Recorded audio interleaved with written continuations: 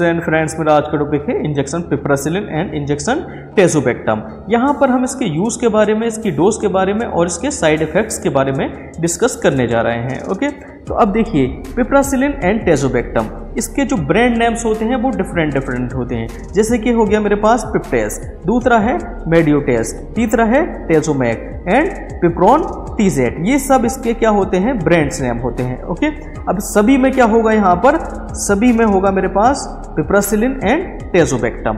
Okay, अब देखिए piperacillin क्या है। पिपरासिलिन देखिए पेनिसिलिन की क्लास का ही एक मेंबर होता है, जिसका नेचर कैसा होता है, एज अ एंटीबायोटिक्स नेचर होता है। ओके, अब इसमें देखिए टेजोबेक्टम क्या करता है। टेजोबेक्टम जो है हेल्प करता है किसको, पिपरासिलिन को, बैक्टीरिया को किल करने के लिए। ओके, अभी देखिए दूसरा है इसकी स्ट्रेंथ के बारे में हम डिस्कस करते हैं। अब जैसे देखिए यहाँ पर मेंशन है 4.5 ग्राम। अब ये इसकी जो है क्या है, स्ट्रेंथ हो गई। अब इसकी स्ट्रेंथ वेरी करती है 1.125 ग्राम से लेकर 4.5 तक। ओके, ये इसकी रेंज हो जाती है स्ट्रेंथ की। अब देखिए इसका क्या मतलब होता है, जैसे कि 1.125 है, 2.250 है एंड 4.500 है। इसका क्या मतलब होता है, देखिए अब देखिए हम यहाँ पर है 1.125 ग्राम। इसका क्या मतलब है, देखिए यहाँ पर 1 ग्राम तो क्या हो गया मेरे पास पिपरासिलिन और 0.125 ग्राम हो गया टेजोबेक्टम। वैसे ही देखिए 2.250 ग्राम है अगर इसकी स्ट्रेंथ, तो इसका मतलब होगा यहाँ पर 2 ग्राम जो है पिपरासिलिन है और 0.250 ग्राम टेजोबेक्टम है। वैसे ही 4.5 ग्राम, इसका क्या मतलब हुआ, अब इसका मतलब होता है 4 ग्राम इसमें पिपरासिलिन हुआ और 0.500 ग्राम क्या हो गया इसमें टेजोबेक्टम हो गया, जैसे कि यहाँ पर देखिए मेंशन है। अब इसका मतलब हो गया मेरे पास 4 ग्राम तो पिपरासिलिन है और 0.5 ग्राम इसमें क्या है, टेजोबेक्टम है। ये इसकी स्ट्रेंथ के बारे में हुआ। ओके,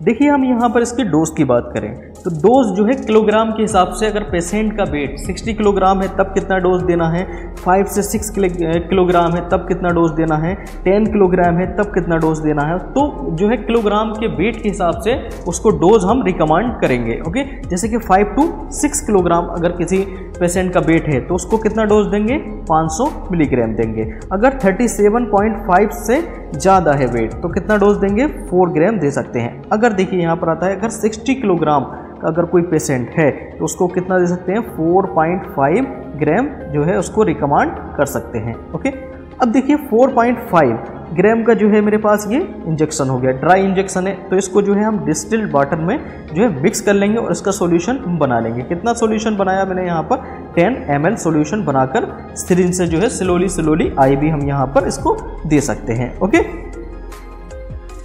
उसके बाद बात करते हैं हम इसके यूजेस के बारे में।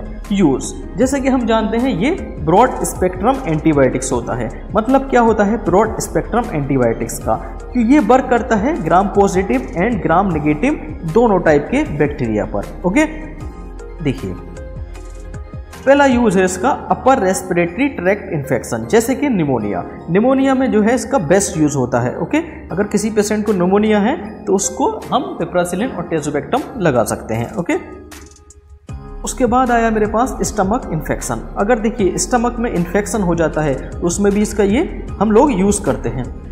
उसके बाद यूटीआई का मतलब होता है यूरिनरी ट्रैक्ट इन्फेक्शन। अगर यूरिनरी ट्रैक्ट में कहीं पर भी इन्फेक्शन है तो उसका हम यहाँ पर बेस्ट यूज कर सकते हैं। ओके, नेक्स्ट आता है मेरे पास PID मतलब पेल्विक इन्फ्लामेटरी डिजीज।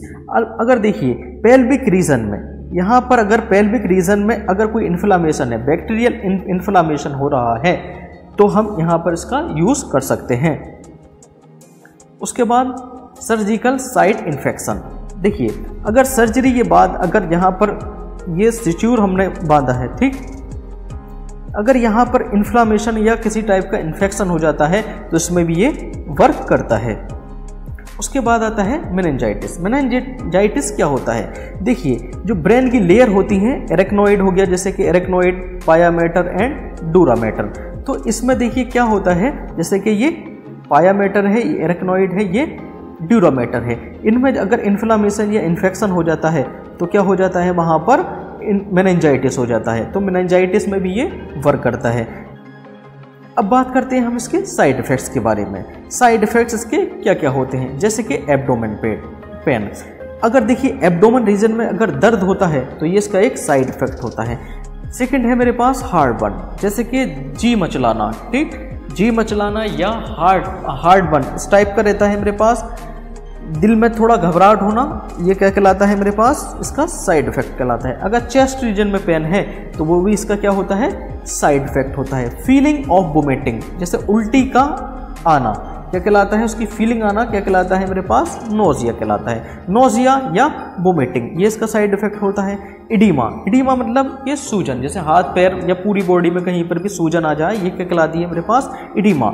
या इसके बाद जो है एलर्जिक रिएक्शन भी इसका एक साइड इफेक्ट्स होता है। ओके, अब यहाँ पर ध्यान देने वाली बात ये है कि भाई अगर कोई पेशेंट किडनी डायलिसिस पेशेंट है तो उसको यहाँ पर ये इंजेक्शन देना अवॉइड करेंगे।